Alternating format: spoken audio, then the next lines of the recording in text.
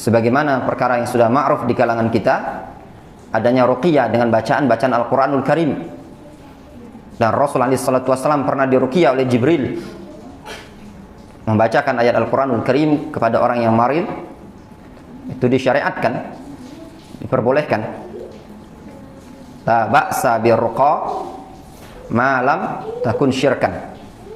Tidak mengapa dengan ruqyah syar'iyyah, ya, selagi bukan kesyirikan.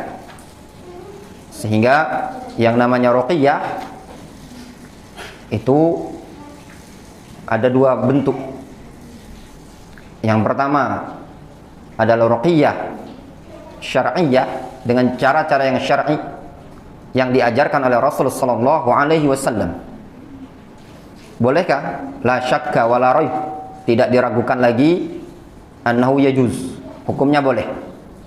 Meruqyah dengan doa atau zikir atau bacaan-bacaan Al-Quran yang pernah diajarkan oleh Rasul sallallahu alaihi wasallam atau dibenarkan oleh Rasul, seperti tindakannya Abu Sa'id Al-Khudri radhiyallahu anhu, yang beliau meruqyah kepala kampung dengan bacaan apa? Surat Al-Fatihah, dan ditakrir oleh Rasul alaihi salatu wassalam.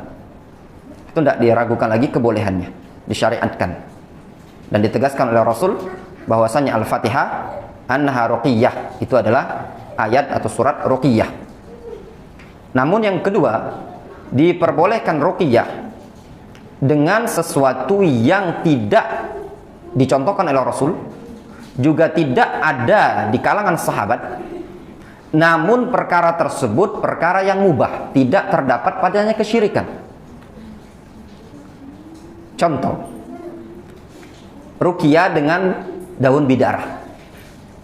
Carikan hadisnya, tidak didapati dari Rasulullah SAW. Jangan ada yang menyatakan itu Rasulullah SAW meruqyah dengan daun bid'ah. Ya, tidak. Itu datang dari sebagian tabi'in. Bolehkah? Jawabannya boleh. La ba'sa birruqa ma lam takun syirkan. Kata Rasulullah SAW, tidak mengapa meruqyah selagi bukan bagian dari kesyirikan.